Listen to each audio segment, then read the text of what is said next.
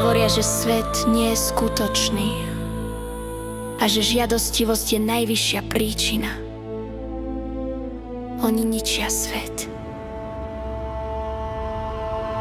Tak ako len nevidí vodu v studni, ktorá trávou zarastie a potom hľadá vodu inde pracne, prekonáva chrastie. Tak ani človek telom oklamaný nevidí svoje vnútorné šťastie a ženie sa za šťastím sveta hmoty, dá si ho za cieľ. Kvôli chtivým túžbám, čo od narodenia sú tam, mysel človeka si zúfa, nevidí, že upadá, dúfa.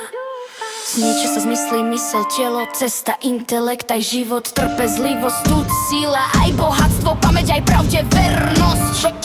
Človek, ktorý sa stal obeťou žiadostivosti, nedokáže ukludniť si mysel, aj keby mal dosti. Zlatá zviera drží až menia aj obilovina, aj že nič na svete ho neuspokojí.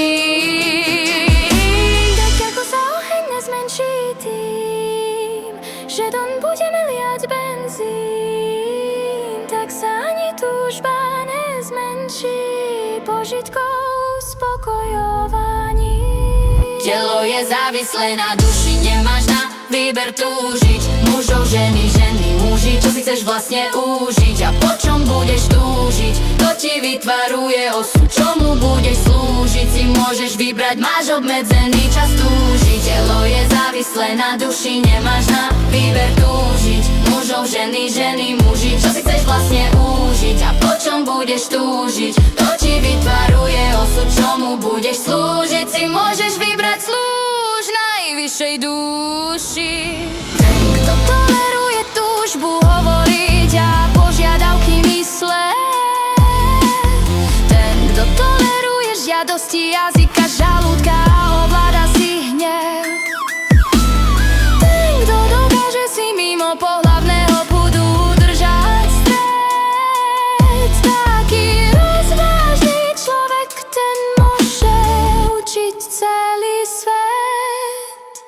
Keď je človek osvietený poznaním, ktoré nevedomosť rozptýlilo, to poznanie všetko odhalí, ako za bieleho dňa slnko všetko žiari. Telo je závislé na duši, nemáš na výber túžiť. Mužov, ženy, muži, čo si chceš vlastne užiť a po čom budeš túžiť, to ti vytvaruje osud, čomu budeš slúžiť. Si môžeš vybrať, máš obmedzený čas túžiť. Telo je závislé na duši, nemáš na výber túžiť. Mužov, ženy, muži, čo si chceš vlastne užiť a po čom budeš túžiť, to ti vytvaruje osud, čomu budeš slúžiť. Si môžeš vybrať, slúž najvyššej duši.